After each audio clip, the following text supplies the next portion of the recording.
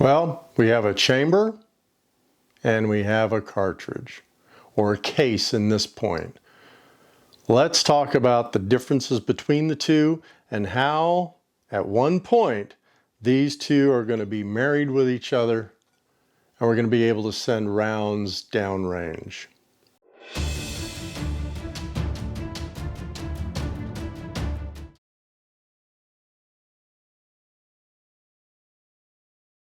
Okay, let's start with the chamber. So you're going to have a gunsmith. He's going to ream the chamber out for you, and we're going to get to that in some fairly decent detail here in a minute. But let's get some of the basics out of the way so when you see those reamer drawings and all the lines and everything on them, you know what we're looking at and what we're talking about. So, and you've got things like the breech, bolt face, the feed ramp, the chamber body, the shoulder, which is very important, as you know, for when we're checking our headspace and when we are bumping our shoulder back after we've fired our cartridge. You've got the neck, you've got what sometimes is called the second shoulder, and then you've got free bore, which is a small space, and you can talk to your gunsmith about what free bore you want to have, but it's a space in between the end of that chamber, so to speak, where the case is, out to the beginning of those lands. And then you've got the throat, the groove, the bore. We'll talk about that in a little bit. And in this image, they have what's called a trail in, but one thing they're leaving off of here is what's called the lead, and we're going to look at that when we look at the drawing. The lead is just that kind of space where the lands start and then they are at their final diameter. So we'll talk about that, but just wanted to go over the chamber briefly and then we'll get to the chamber drawing. Now let's move on to the cartridge. Okay, so now we're going to talk about the cartridge. So here's the image. Again, at the top, we have the neck or the mouth, the neck, the shoulder, the wall, the body, the head, which is at the bottom, the web, the flash hole, the primer pocket, which we're all familiar with, all of those terms, the base, the rim, and then the extractor groove. A lot of this comes into play when we are fireforming our brass, especially that wall, shoulder, and neck measurement. Now there's something that is not on here that we're going to see when we go to the SAAMI specs, and that's going to be the datum point that's between the shoulder and the beginning of the neck on that shoulder area. But again, I just want to go through this stuff so as we talk through this, you could come back, pause it, look at what we're talking about really or not. So now what I want to do is let's move into the measurements themselves and what those mean. So you're going to start looking at drawings, especially if you're going to reload. Some of you have been you got your rifle, you're buying off the shelf ammunition, and you're ready to go.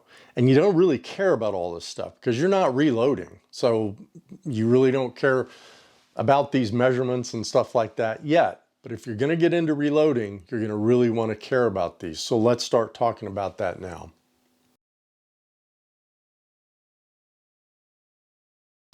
Okay, I'm going to put this image up there and it's going to be kind of nasty.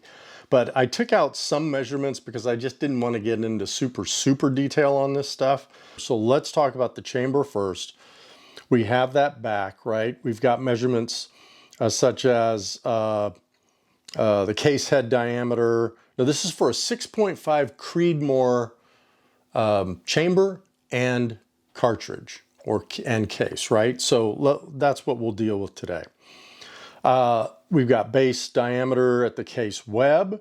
You've got the shoulder angle, right? Which is this angle of the shoulder right here. 30 degrees for 6.5 Creedmoor. And I'm going to come up top and then we'll kind of come around the bottom. The shoulder diameter there, the shoulder datum point diameter. Now this is an interesting measurement because this kind of floats with the type of comparator you're going to use, right? Some comparators come all the way down to that shoulder diameter there. Others come up to around that datum point on the shoulder neck joint there. And so this is very subjective to the comparator that you're going to buy and use. And I want to do a whole nother video on how things are really relative. We all think that all these comparators are exactly the same. And so if we take a measurement with one and we use another one to take a measurement and it's off, we're going, oh my God, what's going on? That's not the case, but we'll get into that later. Then we've got the neck diameter. You've got over on the far right there, you've got the bore and the groove. So this is a very interesting discussion. Let me come back to that. And then you've got that free bore diameter. I was talking about that free bore, and you can see I color coded that. So I've got the free bore in green, and that free bore diameter is what? 0.2645, okay? Then you've got that lead I was talking about, and that is that kind of no man's land in between where the lands begin and where they reach their final height, so to speak. And that is the lead area, right? And then as we come back around down the bottom, we've got base to shoulder, base to case mouth. And I've seen this referenced as the, quote, second shoulder sometimes. And then you've got base to shoulder, datum point, head space. Here we go with that head space conversation again. And that's why they call this out. Now, these are SAAMI specs. So if you go out to the SAAMI website, SAAMI, you will be able to find these and start to see for your case and cartridge, but not all of them have it, right? I don't know if Dasher's on there. I don't think the BRA 6 BRA is on there yet. So a lot of this stuff is new, and SAAMI has not had time to really run up these specifications for those chambers and or cartridges. So some of this stuff, that's why I went with the 6.5 Creedmoor. And then you've got base to shoulder and those measurements. So that's the chamber. Now, we're going to talk about you going to a gunsmith, asking them to chamber a barrel for you. You just buy a new barrel, and now you're going to get into reloading. And it doesn't even have to be reloading. Maybe your production barrel's shot out, or you want to go to a heavy bull barrel or something like that. They're going to ask you some questions. And if you tell them, look, I'm just using off-the-shelf ammunition, then they're probably going to just go by SAAMI specs and ream that chamber for SAAMI specs. So that's the chamber, right? So these are SAAMI specifications for the chamber. Now let's go to the cartridge and talk about that. Okay, so this is a 6.5 Creedmoor. This is just a out-of-the-box Hornady. I think these are 147s, ELDMs. And I shot these a lot when I first started, because I started with a 6.5 Creedmoor. I didn't have any reloading equipment. I love this, this round. So let's talk about that. Let me put this up here. Again, these are SAAMI specs for what this cartridge should look like. Let's start at the top. We have a base diameter case web of 4.703. If you remember, the chamber down below the case web diameter was 0.4714. The chamber is larger than the case. Then we start going to the shoulder angle, which is the same. Case shoulder diameter, 0.4620, where down below the case shoulder diameter in the chamber is 0.4630. 1,000th larger. You can see where this is going, right? We want this cartridge to easily chamber in our rifle. After we fire this cartridge, and you'll look at my video on fire forming and all my reloading videos where I talk about bumping the shoulder back and all that, after we fire this round, this case is going to start expanding. It may take 3 firings. 2 firings, just 1 firing. This case will start to expand into that chamber, and it will size itself to that chamber. That's why when we reload, we bring the neck back down, because when we fired it, that expanded that neck so the bullet could get out of there, right? And the neck expanded to the chamber neck size, and it grew a little bit, and the shoulder grew a little bit to fill that space. And now we want to bring in the neck, bump down the shoulder just in case something gets on that. A little blade of grass or something, right? We're going to bump it about 2/1000th of an inch. Some go 3/1000th, some go 1. I try to stick around 2, but we're basically bumping the shoulder of this case back so it will chamber easily again. And if you're doing full length sizing, then you're actually might be bringing in the length of this case down to close to the web of the case. And again, that's just for easier chambering. Okay, so we've got the case shoulder diameter, the datum point diameter, outside neck diameter. So you can see all of these things that I've kind of outlined in blue here. And then when we come down to the bottom, you'll see the term COL, cartridge overall length, right? This is the overall length this cartridge should be. And you can see that it is measured to the tip of the bullet, right? So this makes up the cartridge.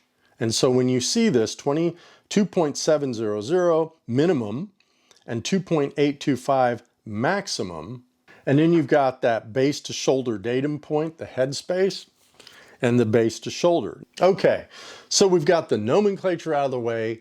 We looked at the chamber, we looked at the cartridge, we saw the SAAMI specs, but what if we want to go beyond that, right? Let's talk about that next.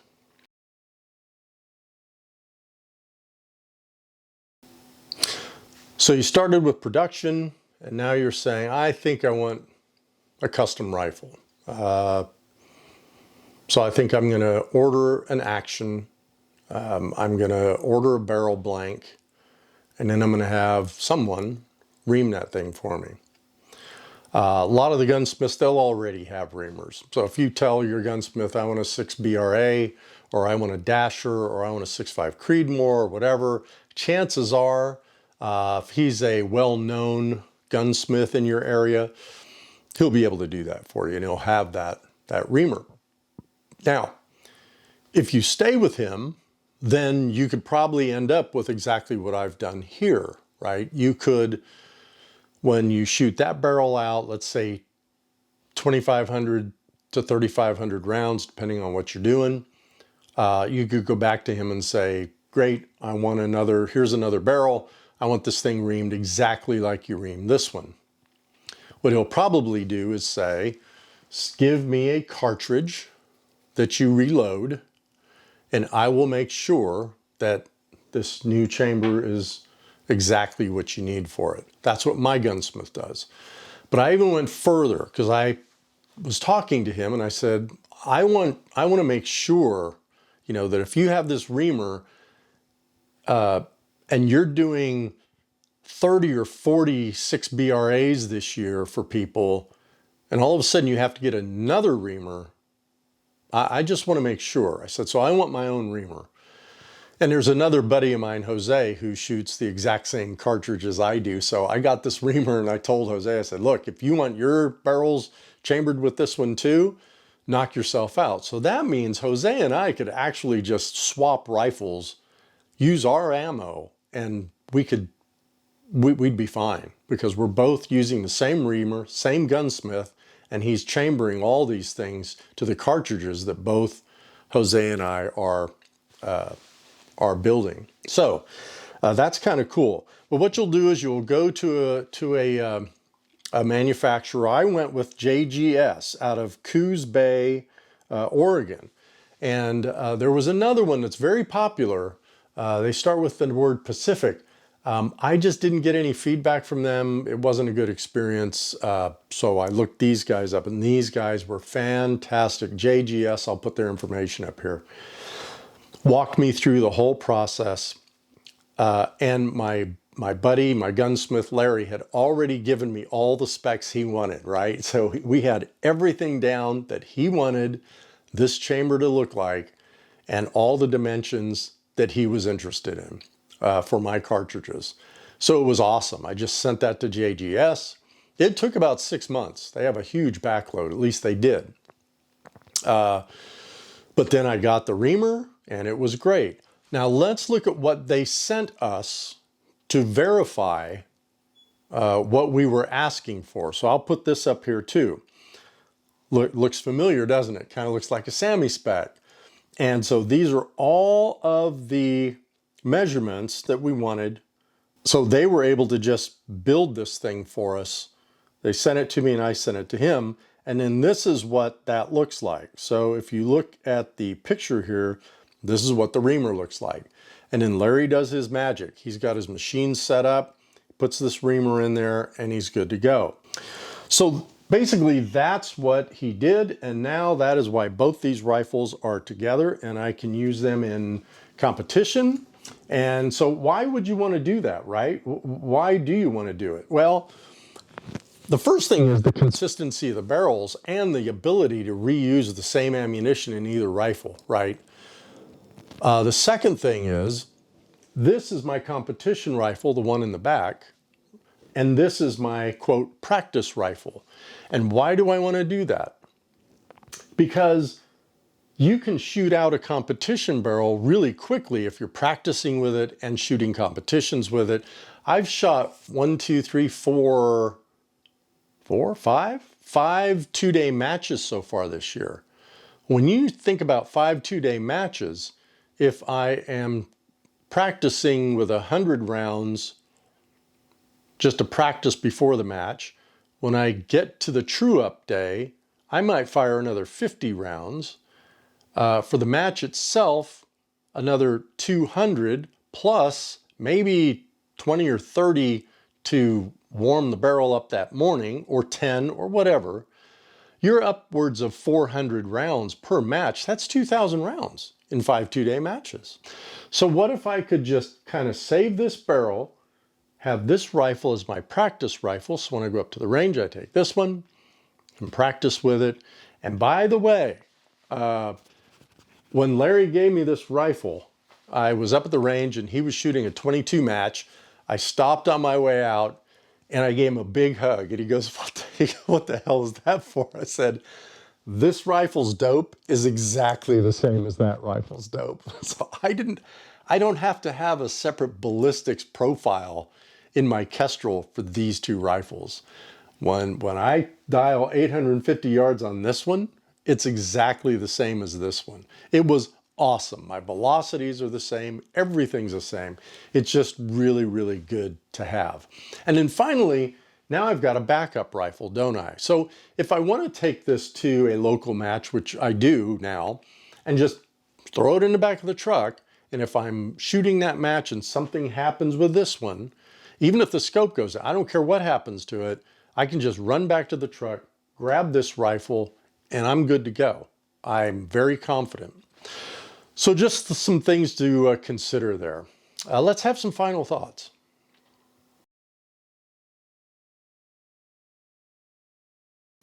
Let's talk about what we did. We went over the chambers, the cartridges, looked at the nomenclature, looked at the SAAMI specs of both, and talked about if you want to get into this seriously and you really want to get into knowing exactly what you have, how your rifles are chambered, and you want to get two of them side by side, what you might want to do about that. And getting a custom reamer and all that stuff. Work with your gunsmith. I'm telling you guys, if you don't have a good relationship with your gunsmith, make one, because they will really get to know you, how you shoot, what's important to you, and they'll really help you make some of these decisions. So I hope you enjoyed this one. I've got a lot of videos coming up. I know I've been away for a little while, but I'm gonna probably try to come back with a vengeance here. I've got some scope videos. I've got some suppressor videos. So now I've got 3 different suppressors we're gonna talk about, and some other things. And a video I've been working on for a long time about bags. So that'll be coming out as well. So hey, thanks for watching, guys. Appreciate all the likes, comments. Please subscribe to the channel, and please ask a friend to subscribe. It really helps me to pay for things like this not cheap Zeiss LRPS 5 scope, which I paid for with my own money. So I really do appreciate it. And until next time, shoot straight.